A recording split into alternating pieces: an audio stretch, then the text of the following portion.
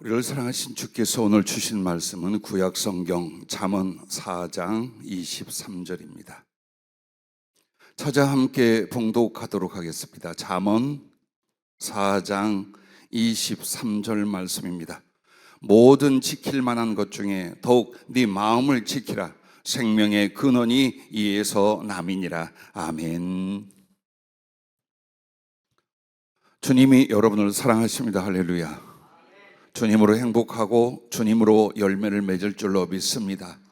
오늘도 그 말씀이 여러분 안에 생명이 되고 또 여러분의 삶의 능력이 되시기를 주의 이름으로 축복합니다. 할렐루야. 마음을 다하여라는 제목을 주셨습니다. 아마 여러분과 내가 근래에 많은 어려움들 겪는 중에 굉장히 충격적인 일을 지난주에 눈으로 보고 겪었습니다. 정치에 관해서나 정치인들에 관해서 공개적인 언급을 거의 안 하고 왔습니다. 그러나 이런 사람 저런 사람 다 제쳐놓고 윤석열 이 사람에 대해서 기도했습니다.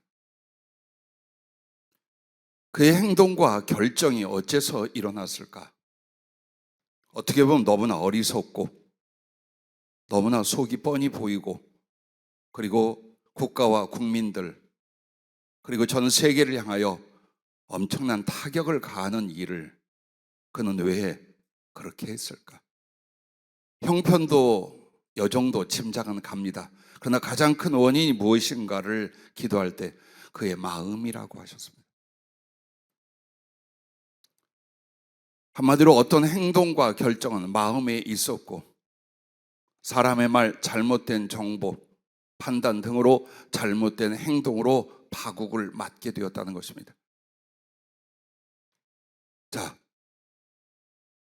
누구나 권력 앞에서 그럴 수 있어요. 권력에 대한 탐심과 그리고 자기가 가장 우두머리라는 교만과 정적들이나 따르지 않는 사람들에 대한 미움이 그를 고통과 분노 속에 밀어넣었고 그 길과 상황적 구원을 비상계엄령이라는 것으로 행동하게 만들었다라고 성령은 일러주셨습니다. 그러나 중요한 건 그 사람과 이 상황뿐만이 아니라 이어서 오늘 우리들의 마음이라는 것이 무엇이냐, 그리고 그 마음을 어떻게 다스리고 열매 맺어가야 되는가를 성령으로 말씀을 해주셨습니다. 우리가 가장 많이 쓰이며 그리고 상상하고 생각하는 것이 마음입니다. 그럼 사람의 마음이란 무엇입니까? 그것을 정의를 내리라고 하면 참 어렵습니다. 분명히 존재하고 느끼고 인정하는데 나의 마음, 사람의 마음이란 무엇인가? 성령은 이렇게 정의를 내려주셨습니다. 전체를 불러드리고 조목조목 설명을 해드리겠습니다. 생각과 판단과 기억의 씨앗으로 감정과 의지와 행위의 줄기가 되어 성품을 이루며 영혼을 구성하고 생명의 열매를 맺고 기회와 심판과 상급이 되는 너 곧 나이니라, 이렇게 표현하셨어요. 한마디로 역으로 풀어드리면 마음이 뭐냐? 나 자신이란 말이에요. 내 존재, 나의 전체, 나의 결과가 바로 성경에서 말하는 사람의 마음이라. 근데 그 시작과 기능은 어떻습니까? 생각과 판단과 기억의 씨앗이라. 즉 한마디로 지식과 경험이 생각이 되고 그 생각이 깨달음이나 결정이나 판단이 됩니다. 그리고 이 모든 것이 기억으로 저장되었다가 다시 생각으로 전환되게 됩니다. 자, 그러면서 그 마음은 이제 감정을 갖게 됩니다. 감정이란 마음의 감각과 그 반응이며 무엇보다 뜻이라 말하는 의지에 가장 큰 영향을 미치게 됩니다. 그 의지로 말미암아 행동, 즉 몸과 삶을 나타내게 됩니다. 그리고서 점점 마음은 어떤 것을 이루어가느냐? 성품을 이루어간답니다. 마음과 성품은 다릅니다. 마음은 종합적이라면 성품이라는 것은 그의 인격성과 성향을 가르쳐 말합니다. 그리고 영혼을 구성해 간다. 즉 영과 인격으로 구성되지만 성장과 변화의 가능성이 있는 것이 바로 사람의 영혼입니다.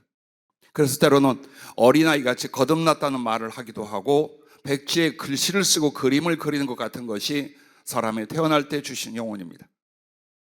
그런데 그 영혼은 바로 사람의 마음으로 말미암아 영향을 받고 나타내기도 한다는 것입니다. 그러므로 그 마음이 어떠하냐가 그의 성품이며 그의 영혼의 형상과 질이라고 말씀드릴 수가 있습니다. 그리고 생명의 열매를 맺는다는 겁니다.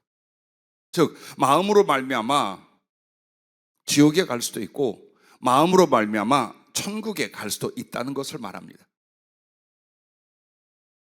무엇보다도 여러분, 육체의 생명도 마음으로 말미암습니다. 잠언 17장 22절에 보면 마음의 즐거움은 양약이라도 심령의 근심은 뼈를 마르게 하느니라 라고 말했거니와 잠언 18장 14절에는 사람의 심령은 그의 병을 능히 이기려니와 심령이 상하면 그것을 누가 일으키겠느냐. 마음과 몸이 어떻게 연결이 되고 영혼과 육체가 어떻게 연결이 되는가를 그렇게 말합니다. 그리고 특별히 이 마음이라는 것은 기회와 심판과 상급이 되는 바로 나 자신이라. 기회는 무엇입니까?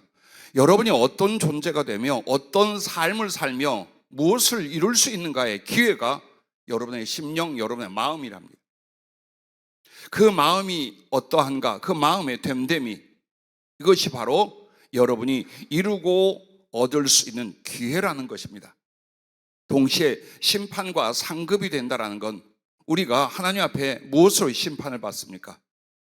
그 심령 상태를 보고 심판을 받습니다.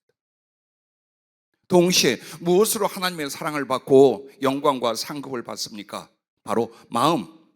그 마음이 어떻게 만들어져 있는지 그것으로 결정이 되는 것입니다. 그러므로 내가 누구냐라고 할 때 자기의 마음을 보면 됩니다. 나란 존재가, 그리고 나의 미래가 어떻게 될 것이냐, 바로 오늘 여러분의 마음을 보시면 된다라고 성령은 우리에게 가르쳐주고 계십니다. 그러므로 마음은 행복과 구원의 기회입니다. 무엇을 소유하고 이루어서 행복해지려고 하지 마십시오. 마음이 바로 행복과 불행을 가져옵니다. 동시에 구원도 여러분의 마음에 달려 있습니다. 하나님 앞에 심판과 상급이 기록되는 성경에는 하나님 앞에 행위록과 생명책이 있다고 말합니다. 행위는 어떤 짓을 했든지 다 기록이 되는 거예요. 그의 마음과 그의 말과 그의 행위가 하나님 앞에 고스란히 남아있다는 걸 말합니다. 생명책이라는 것은 주 예수 그리스도로 말미암아 구원받은 하나님의 생명을 얻은 자들의 명단이라고 말씀을 드릴 수가 있습니다. 그런데 여러분, 바로 그 심판의 행위록과 생명이 기록되는 생명책이 무엇인 줄 압니까? 여러분의 마음이랍니다. 즉 우리의 마음은 우리의 삶과 존재의 모든 기록입니다. 그러므로 여기에서 하나님이 이 마음의 됨됨이는 그냥 마음의 됨됨이가 된 것이 아니에요. 삶 전체를 통하여 그 사람의 마음이 형성이 되는 거예요. 그래서 그 속에 바로 심판이 있고 그 속에 하나님의 구원과 상급과 사랑도 함께 있다는 것을 아셔야 합니다. 그래서 사람의 마음이란 곧 오늘의 나이며 미래의 나이며 영원의 내 자신이 된다는 것을 잊지 마시길 바랍니다. 누가복음 7장 44절부터 47절에 보면 한 죄인이란 여인, 막달라 마리아로 추정된 여인과 그리고 바리새인 시몬이 예수님을 자기 집에 초청한 일이 있습니다. 그런데 이 죄인이란 여인, 예수님을 만나 7 귀신을 쫓겨 내어보내고 치유되고 살아났습니다. 아마도 그의 모든 죄와 죄성을 주의 보혈과 말씀으로 씻었습니다. 죽었던 그가 살아난 것이요 버려졌던 자가 택함을 받은 상태였습니다. 그러므로 그 여인은 항상 예수님을 따라다녔습니다. 그의 말씀을 듣고자, 혹은 주님이 좋아서 사랑스러워서 작은 도움이 될까, 항상 모든 시선과 마음이 예수님께 가 있습니다.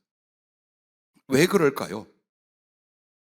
그의 생각, 그의 판단과 기억의 시가 무엇이었을까요? 자기의 처참하고 비참한 죽음과 같은 인생이었어요. 그런데 그 속에 예수 그리스도를 만났어요.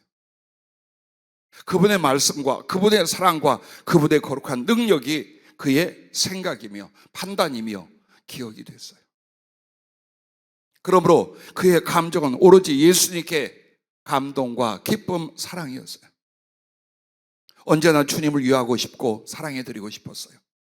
그러던 어떤 때 초청을 받았다라는 예수님이 그 주인의 말할 수 없는 멸시를 받고 있는 모습을 보고 가서 향유를 가져다 예수님 발에 부어드립니다.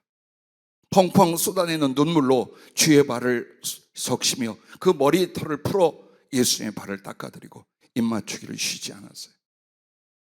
왜 이런 행동이 나올까요? 어쩌면 자기 소유의 전부를 하는 그 옥합을 깨어 향유를 부어드리며 자기의 마음, 자기의 감정, 자기의 모든 것으로 주께 대한 감사와 그리고 신앙의 고백과 사랑을 표현해 드립니다. 그리고 남은 인생을 과부나 고아나 회개한 장기들이나 버려진 사람들을 돕고 그들을 영적으로 물질적으로 섬기는 그 삶을 살며 그 단체를 이루고 결국 순교하게 됩니다. 그러나 주님의 은혜를 입었고 치유를 받았고 주님 앞에 있었던 이 바리새인 시몬은 그의 생각과 그의 기억 안에, 그의 감정과 의자 행위 안에 어땠어요? 예수님이 없었어요. 그의 마음은 자기 자신에 관하여 이기심으로, 세상에 관하여 관심으로 가득 차 있었어요. 마음이 어떤가에 대하여 막달라 마리아 같은 가슴과 삶을, 또 하나님께 인정받는 사랑과 칭찬의 삶이 될 수도 있고, 그 심령이 어떠하느냐에 따라서 바로 바리새인 시몬 같은 존재가 교인으로서도 될 수 있다는 것입니다. 우리는 외적인 것에 너무 많은 시간과 열정과 기대를 갖습니다. 즉 육체의 건강이나 내가 벌어들일 수 있고 내가 지킬 수 있는 물질과 소유나, 그리고 사람들의 평가와 명성이나, 나아가 할 수만 있으면 권력을 갖는 일들, 그 속에서 막연하게 행복이나 구원이나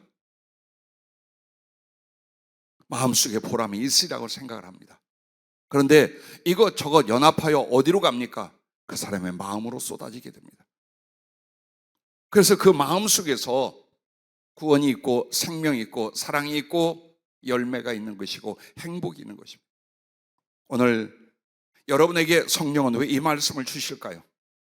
마음이 가장 중요한 부분인데 그 마음이 광야 벌판처럼 내어버리고 가시와 독초가 나도록 내어버리고 단단히 굳어서 하나님의 생명과 사랑과 말씀의 씨가 뿌려질 수 없게 내버려두고 그렇게 교회를 다니거나 그런 식으로 신앙생활을 하거나 그런 식으로 인생을 낭비할까 봐 오늘 우리에게 이 말씀을 주신 줄로 믿습니다.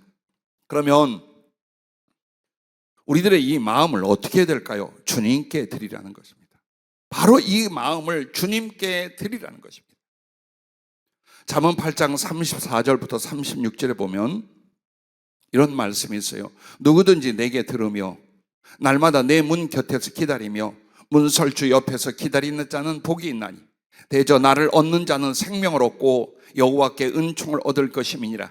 그러나 나를 잃는 자는 자기의 영혼을 해하는 자라. 나를 미워하는 자는 사망을 사랑하느니라. 그럼 여기서 내가 누굴까요?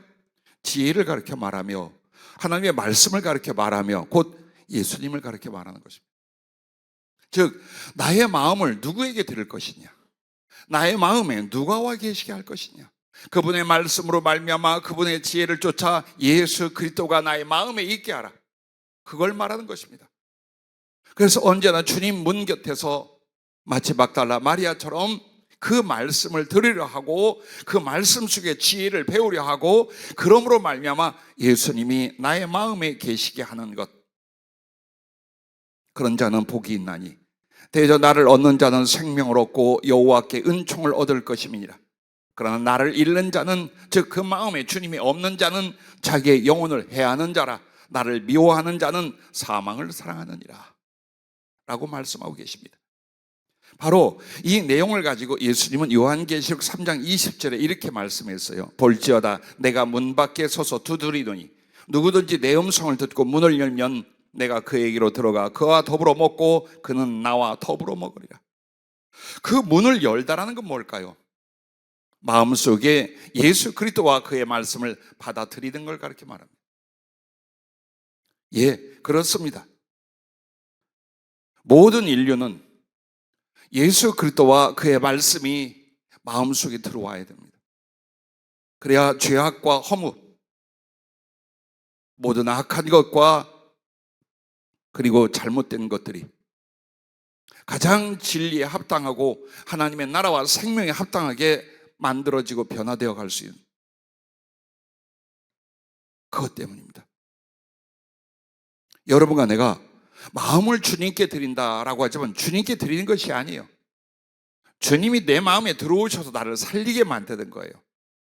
그래서 오늘 가장 중요한 건 나의 성품과 성격과 성향이 어떻고 나의 취향이 어떻고 이게 중요한 게 아니에요. 나의 마음의 생각과 감정과 의지와 교통이 예수님과 그 말씀으로 말미암아 내 안에 이루어지고 있는지, 다스려지고 있는지, 생성되고 변화되고 성장하고 있는지, 그걸 여러분은 목숨보다 더 중요하게 보고 계셔야 돼요. 에베소 3장 17절에 믿음으로 말미암아 그리스도께서 너희 마음에 계시게 하시옵고, 너희 마음에 계시게 하시옵고 너희가 사랑 가운데서 뿌리가 박히고 토가 굳어져서, 즉 믿음으로 말미암아 주님이 내 마음에 와 계시고 그 주님이 뿌리가 내려지고 터가 굳어지게 하는 것은 사랑으로 말미암다는 말씀이에요. 믿음과 사랑으로 예수님을 모시고 그 예수님의 생명나무처럼 나의 심령과 영혼과 삶을 다스리고 결실되도록 하라라고 성경은 우리에게 가르쳐 주고 계십니다.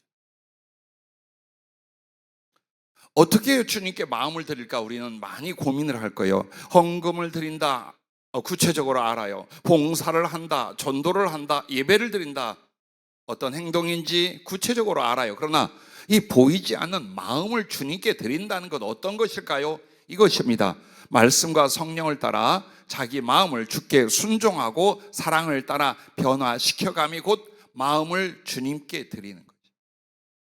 그래서 여러분과 내가 주님께 나의 마음을 드린다라고 하면서 그 마음에 주의 말씀과 성령님을 모셔서 계속해서 그 말씀을 듣고 성령의 지시를 따라 순종하고 사랑을 향하여 자기를 성숙 변화시키지 않으면 절대로 마음을 예수님께 드리지 않는 것이요, 예수님을 내 마음에 영접하고 모신 것이 아니다 그 말입니다. 아니다 그 말이에요.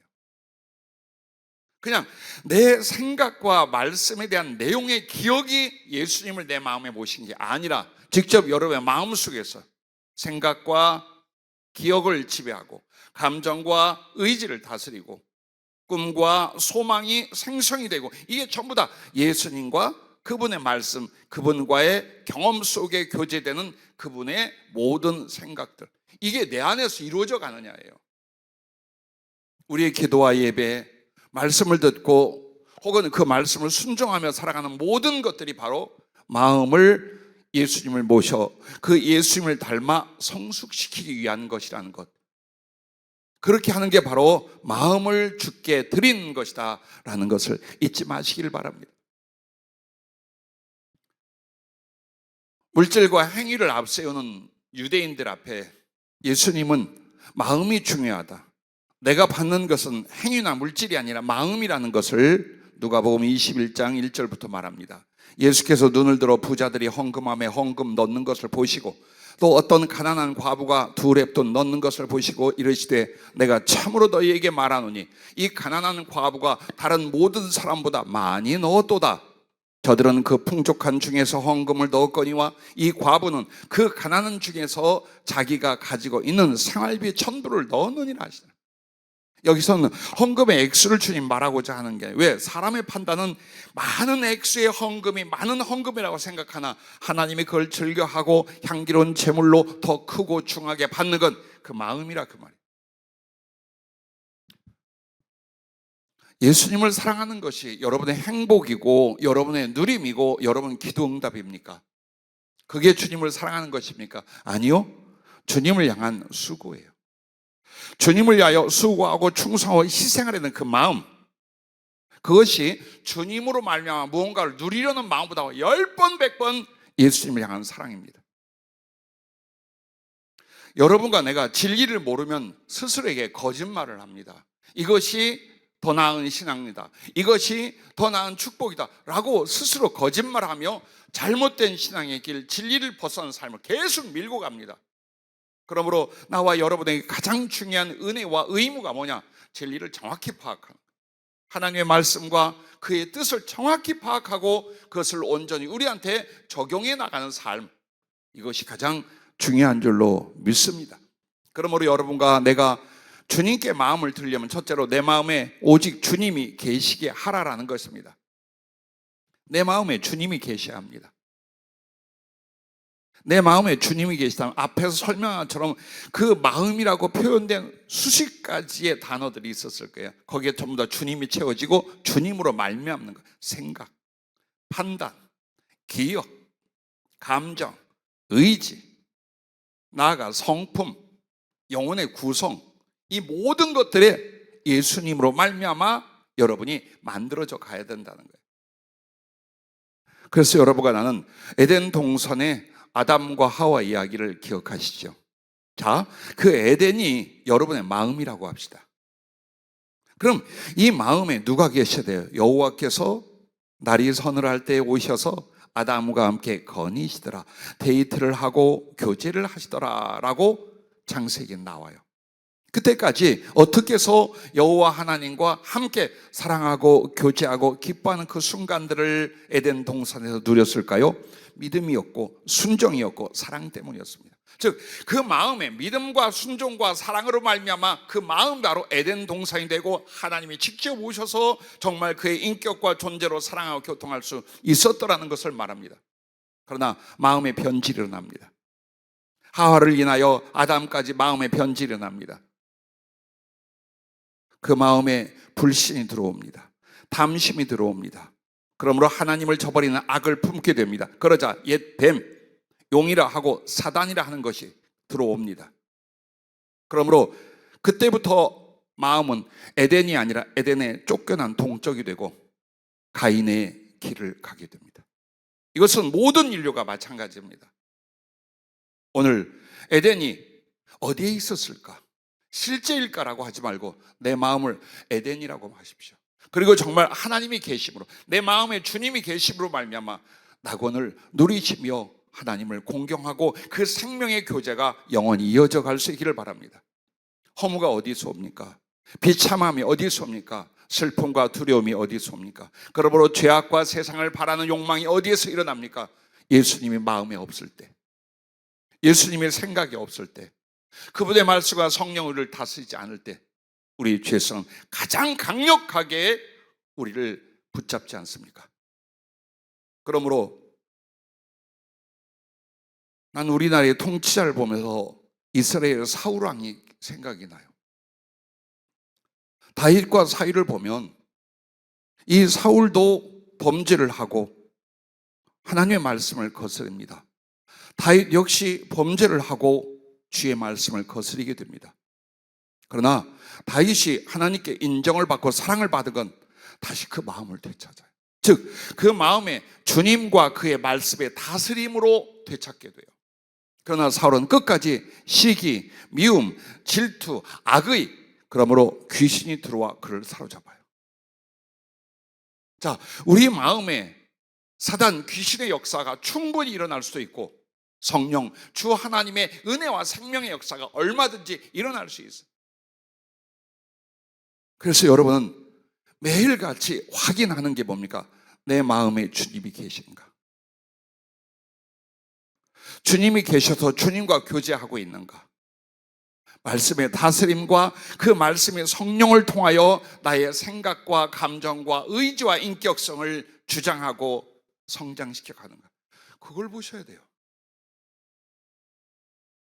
심령에 주님이 안 계시는 사람에게 제일 큰 게 뭔 줄 압니까? 오해입니다. 하나님이 그것을 이루어 주실까? 그것을 들어 주실까? 이 불신적인 생각도 오해입니다. 나의 기도를 들어 주실까? 오해입니다. 저 사람이 나를 정말 사랑하고 나를 좋아할까? 모든 마음속에 가시가 돋치고 시비를 걸고 오해를 합니다. 그렇게 하면서 점점 놔둘수록 거칠어지고 비참해지고 그 심령 상태가 엉망진창이 되어갑니다. 그렇게 내 마음에 오직 주님이 계시게 하려면 어떻게 해야 됩니까? 말씀에 씨를 뿌리고 성령의 열매를 나의 마음에 맺어 가셔야 됩니다. 즉 예수님도, 예수님의 생명이나 사랑이나 모든 성품도 뭘 통해 옵니까? 말씀을 통해 옵니다. 그래서 진심으로 하나님 말씀을 여러분 마음밭에 뿌리고 잘 가꾸게 되면 열매를 맺는데, 그게 내 마음과 성품 속에 일어나는 성령의 9가지 열매가 되는 줄로 믿으시길 바랍니다. 마가복음 4장 14절에 뿌리는 자는 말씀을 뿌리는 것이라. 어디에? 이렇게 말합니다. 아무나 천국 말씀을 듣고 깨닫지 못할 때는 악한 자가 와서 그 마음에 뿌려진 것을 빼앗나니, 이는 곧 길가에 뿌려진 자요. 즉 주님이 그 부르신 백성들에게 밭을 마음으로 말했어요. 그리고 거기에 생명과 풍요를 위하여 뿌리는 건 오직 단 하나, 하나님 말씀이에요. 그럼에도 여러분이 하나님 말씀에 집중하지 않고 경청하지 않는다면 여러분은 계속 끊임없이 저 공중에서 악한 사단과 귀신의 역사로 하나님 말씀을 빼앗기며 예배 자리에 오고 하나님 말씀을 잃어버리며 기독교인이라고 말하고 있는 거예요. 그래서 안 자라나요. 그래서 변화가 없어요. 그래서 축복이 없어요. 오직 그것 때문이에요. 그러므로 예수님은 누구셔요? 말씀이셔요. 하나님의 말씀이셔요. 그래서 여러분이 그 말씀을 가장 진실하고 간절하고 존중하여 말씀을 받는 것부터 해야 돼요. 이게 씨를 뿌리는 거예요. 그래서 여러분과 내가 마음에 씨를 뿌린다는 건 그 말씀을 듣고 깨달아 나에게 적용을 하는 거예요. 그게 씨를 뿌리는 거예요. 이게 없으면 허무하고 죽음이에요.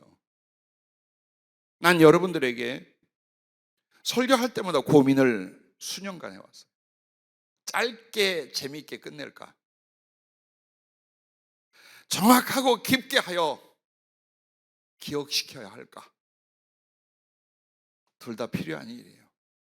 다만 여러분께 부탁하기를, 성령이 말씀을 풀고 전하라 할 때는 필요하니까 그러시죠.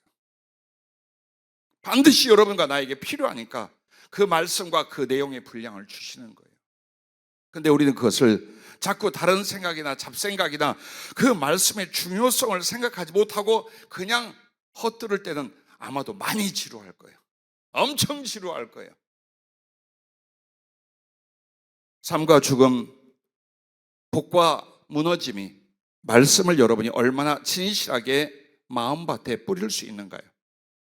그리고서 그 말씀을 따라 여러분의 순종을 통하여 여러분은 열매를 맺는데, 그 열매를 가리켜 내 마음속에 성령의 열매라고 말합니다.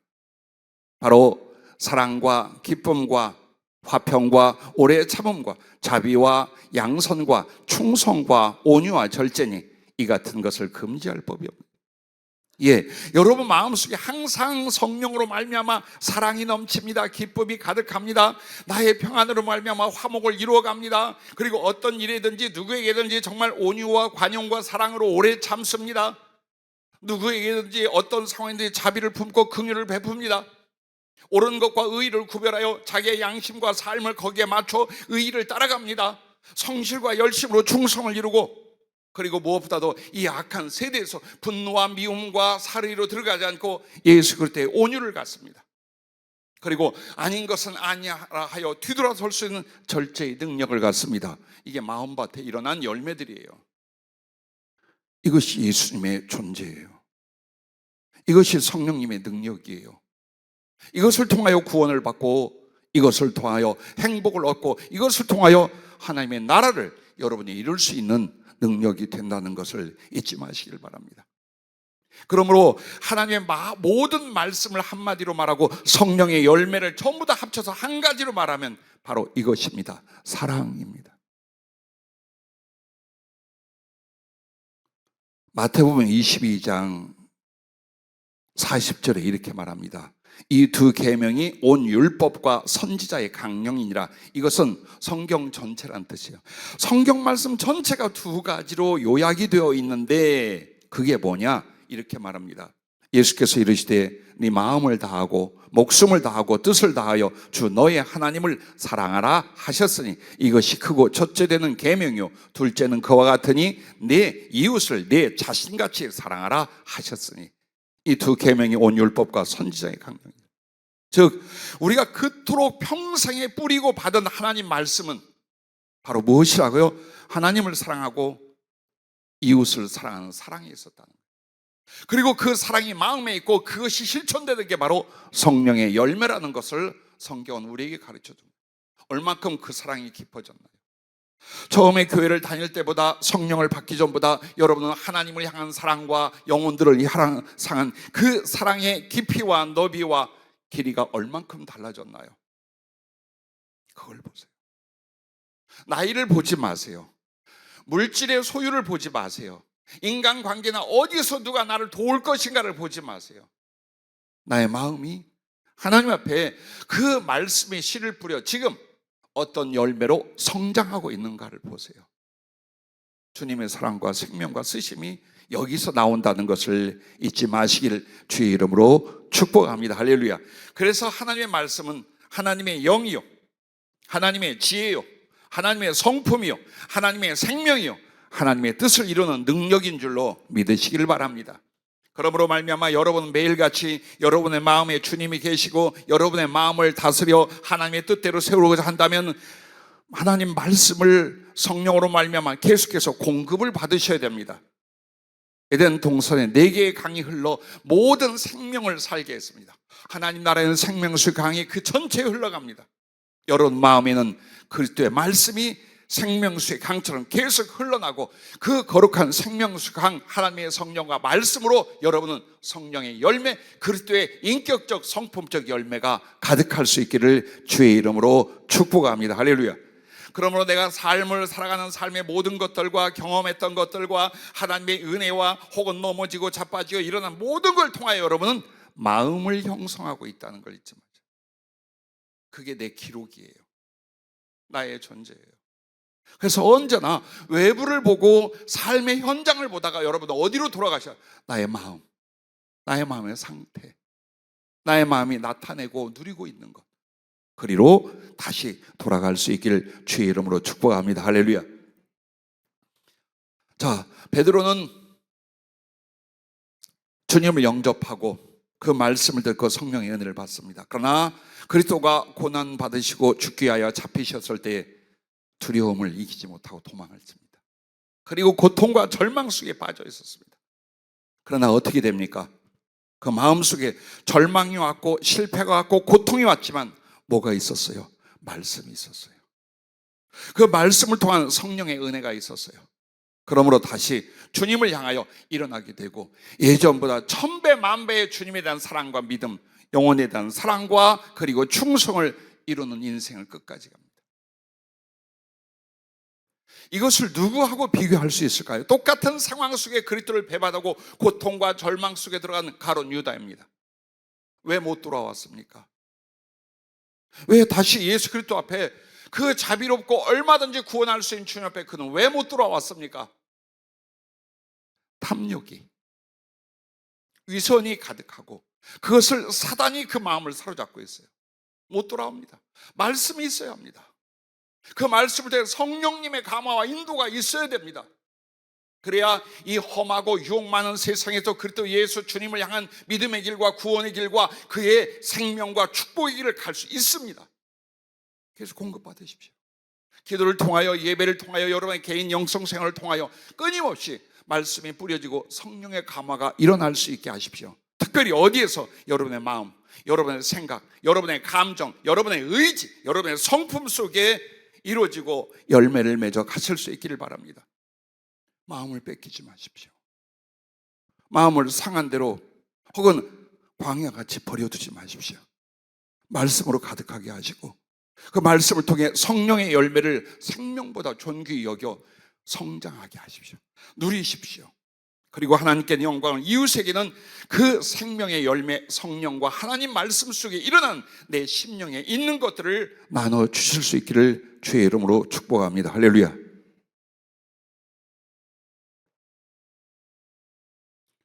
주님께 마음을 드리는 것은 세 번째로 이것입니다. 그래서 마음이 선장이 되고 삶이 배가 되어 예수라는 소원의 항구로 가라라는 것입니다. 내 마음을 나도 몰라. 이것이 어느 때는 일어났다, 어느 때는 넘어졌다, 어느 때는 선했다, 어느 때는 악했다, 요동하고 정함이 없다. 그러면 내 인생의 배에 선장이 될 수 없어요. 절대로 될 수 없어요. 어디로 몰고 가고 있는가를 보십시오. 나이를 많이 드신 분들도 있고 젊다는 청년들도 있어요. 그러나 여러분 살아온 세월 동안 여러분은 마음이 내 인생의 선장이 되었다는 걸 누구나 알 거예요. 근데 여러분의 마음이 어때요? 스스로 돌아보니 신뢰할 만한가요? 의지할 만한가요? 모든 걸 맡겨서 얼마든지 이 풍랑이는 바다를 헤쳐나가 소원의 항구에 들어갈 수 있을까요? 안 돼요. 그래서 내 마음을 예수 그리스도의 마음으로 바꿔가는 거예요. 그리스도가 주장하고 다스리시고 나의 마음이 주님의 마음, 주님의 마음이 나의 마음, 주의 성품이 나의 성품, 나의 성품이 주의 성품, 주의 꿈이 나의 소원, 나의 소원이 주님의 비전, 이렇게 만들어가는 거예요. 그렇다면 그 마음은 나의 마음이지만 그 마음을 통해 나의 삶의 배를 이끌어가는 선장 주님이 되시고 나의 마음이 될 줄로 믿습니다. 그리고 그렇게 주님으로 말미암아 나의 마음이 선장이 되었을 때에 우리가 주의 사역을 위하여 살아가며 또한 인생과 가정을 위하여 살아갑니다. 그 속에서 당하는 모든 고난과 시험과 실패와 위기들이 너무나 많이 있습니다. 마치 풍랑이는 갈릴리 바다처럼. 그러나 주 예수께서 그 배에 계셨을 때 풍랑을 잔잔케 하며 그 제자들을 평안한 중에 소원의 건너편 항구로 데려가십니다. 여러분의 인생과 우리의 사역을 우리들의 마음에 주님만 계시면, 우리들의 마음이 그 말씀과 성령으로만 붙잡힌다면 얼마든지 그렇게 평안 중에, 형통 중에 인도하실 것을 믿습니다. 여러분 보십시오. 여러분과 나는 내 마음이 선장이 되고 내 삶이 배가 된다면 여러분 이 소원의 항구에 가는 과정에서 뭘 해야 되냐? 153을 건져야 됩니다. 요한복음 21장에 물고기를 잡았더니 153마리라 성부와 성자와 성령의 은총과 그의 사역들입니다. 153. 여러 회사에서 쓰더라고요. 모나미에서도 153 쓰고 어떤 프랜차이저에서도 153을 써요. 그럼 153이 뭐냐? 하나님으로 말미암아, 그 말씀으로 말미암아, 그분의 은혜로 말미암아의 결과를 말하는 거예요. 여러분의 영혼이, 여러분의 가정이, 여러분의 사업이, 여러분의 하나님 나라를 위해 사는 삶에 153의 결실이 일어날 수 있기를 바랍니다.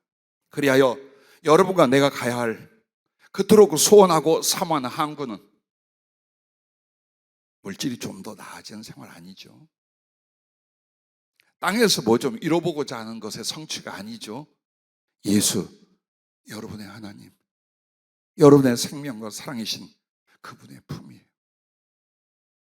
그분의 심장이에요. 우리는 거기를 향해 갑니다. 그런데 내 마음이 주 예수님으로 말미암아 다스려지지 않는다면, 말씀으로 말미암아 생성되고 성장하지 않는다면 분명 이 마음은 내 인생이라는 배를 거꾸로 틀을 거예요. 마귀가 하는 게 아니에요.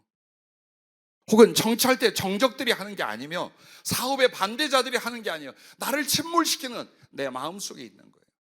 나를 세우는 것도 내 마음에 있는 거예요. 그러므로 사람을 미워하고 환경을 탓할 것이 아니라 바로 나의 마음이 하나님과 사람 앞에 혹은 스스로 볼 때에 어떻게 아름답게 성장해 가는가, 여러분은 그것을 보실 수 있기를 바랍니다. 주님께서 선한 사람은 그 쌓은 선에서 선한 것을 내고 악한 사람은 그 쌓은 악에서 악한 것을 내느니라는 말씀을 마태복음 12장 35절에 말씀하잖아요. 그렇다면 어디에 쌓았다는 겁니까? 그 마음에 가득한 것을 입으로 말합니다. 즉 여러분의 행위, 여러분의 말, 여러분의 모든 생각들이 어디에?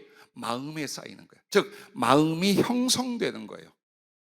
근데 거기에 선을 쌓았어. 그리스도 예수로 말미암아 하나님 말씀으로 말미암아 선과 의와 사랑과 진실을 쌓았어요. 그럼 여러분의 말이, 여러분의 행동이 하나님이 들어쓰시고 하나님의 생명이 넘치고 그 선하고 아름다운 것으로 가득한 여러분의 존재가 될 줄로 믿습니다. 그러나 내버려 두어 닥치는 대로 해요. 욕심에 이끌리고 이기심에 이끌리고 세상 사람들의 말과 세상에서 유익하다 좋다 하는 것, 행복이라 하는 것, 쾌락이라 하는 것 마음대로 내 마음을 내버려 두십시오. 여기는 독사의 소굴이 됩니다. 여기는 엉겅퀴 가시밭이 됩니다. 그러니까 교회를 다녀도 행복이 없어요. 기쁨이 없어요. 혹은 의를 향한 열망이 없어요. 그 누구도 정말 나를 초월하는 사랑을 이룰 수 없어요. 왜 그럴까요? 그럼에도 우리는 꽤 많이 기도하고 예배드리고 전도하고 봉사하는 걸 딱 자기를 포장합니다. 그리고 스스로 말하기를 나 열심히 예수 믿고 있어. 나 하나님을 사랑한다고. 근데 마음은 어때요? 갈쿠리처럼 구부러져 있어요. 삐뚤어져 있어요. 허기지고 목마르고 비참해요. 왜요? 마음에 쌓은 것이 없어요. 마음에 허무한 것과 썩어질 것과 심판받을 것을 쌓으면서 하나님의 생명과 나라와 의는 쌓지 않아. 그럼 나의 입과 탄식은 무엇이 되며 나의 길과 삶은 어떤 결과를 가져오겠습니까? 결국 그렇게 선한 일을 행하는 자는 생명의 부활로, 악한 일을 행한 자는 심판의 부활로 나오리라. 즉 그 마음은 행위를 가져오고 그 행위는 여러분의 부활 때 어떤 부활을?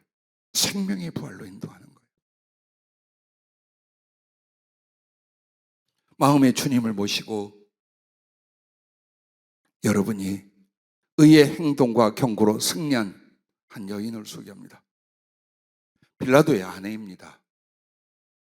빌라도는 자기 마음속에 있는 그 권력에 대한 욕심과 염려, 그리고 유대인과 그 당시 상황에 대한 두려움으로 말미암아 예수 그리스도가 의인이요 하나님의 아들이라는 사실을 알아요. 그럼에도 십자가 처형에 내죽은 결정을 짓습니다. 그리고 그는 만고의 악이 돼서 악인의 형상으로 영원히 신앙 고백의 대상이 되어버렸어요. 그런데 하필이면 그의 부인은 어떠냐? 마태복음 27장 19절에 총독이 재판석에 앉았을 때 그의 아내가 사람을 보내어 이르되 저 옳은 사람에게 아무 상관도 하지 마옵소서. 오늘 꿈에 내가 그 사람으로 인하여 애를 많이 태웠나이다. 그는 어렴풋이 들은 예수 그리스도에 관하여 믿음을 키웠어요. 꿈에 그분이 나타나셨어요. 그리고 그는 마음속에 주님을 모시고 그 심판 자리에서 빌라도에게 강력하게 항의하고 권고합니다. 절대로 예수님을 손대지 말라. 그리고 전승에 의하면 믿음의 사람, 복음의 사람, 주를 지극히 사랑했던 여인으로 남게 됩니다.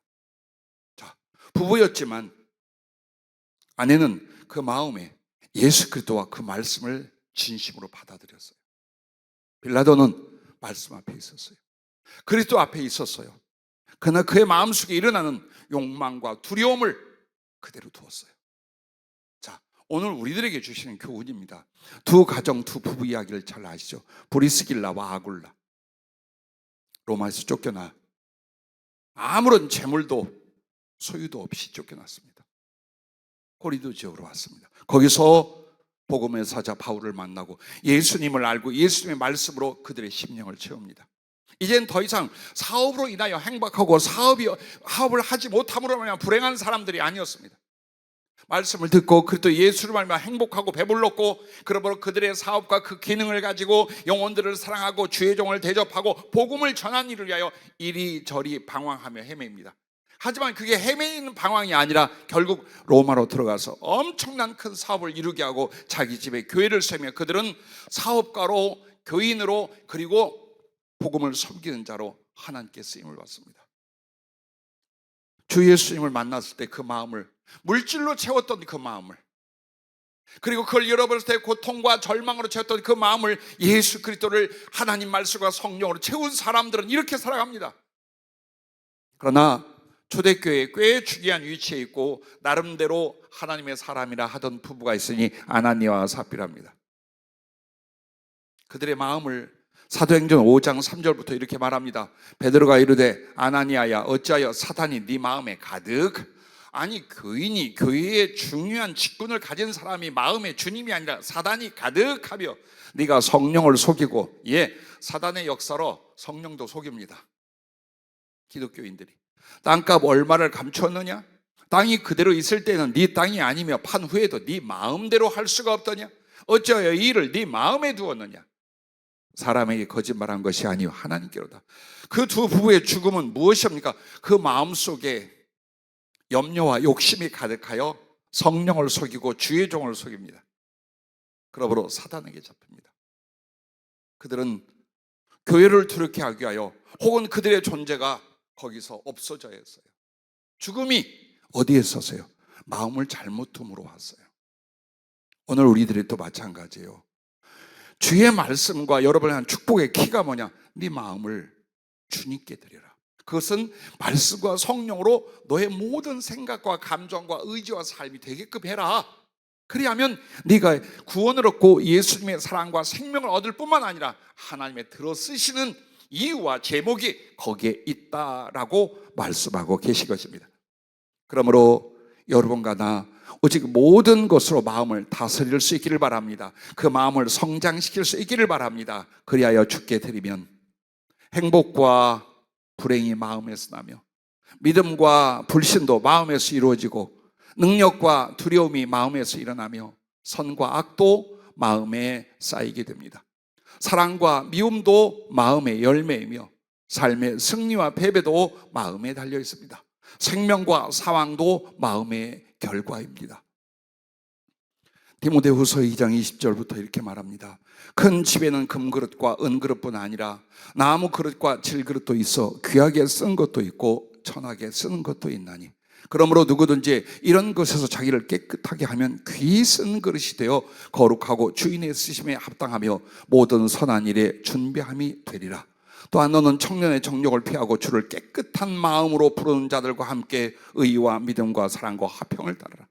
즉 하나님께서 사랑하고 축복하시고 들어쓰실 그 그릇이 뭐냐? 마음이라. 하나님께 순종하는 마음, 깨끗한 마음, 사랑과 믿음과 화평의 마음, 여기에 달려있다. 그 심령을 우그러뜨리고 비좁게 만들고 유치하게 만들어 놓고 주의 복이 내게 임하게 하옵소서, 하나님 나를 들어서 주시오, 안 돼요. 마음부터 고쳐요. 여러분, 마음부터 고쳐야 돼요. 왜 못 고쳐요? 응? 여러분, 마음이 왜 고쳐지지 않습니까? 생각이나 감정이나 의지나 성품을 왜 못 바꿉니까? 이렇게 말하기 때문입니다. 내가 원래 그렇게 태어났어. 사람은 다 그렇게 생겨먹어. 아닙니다. 그럼 여러분은 그렇게 생겨먹었으면 구원받지 못합니다. 하늘나라도 못 들어갑니다.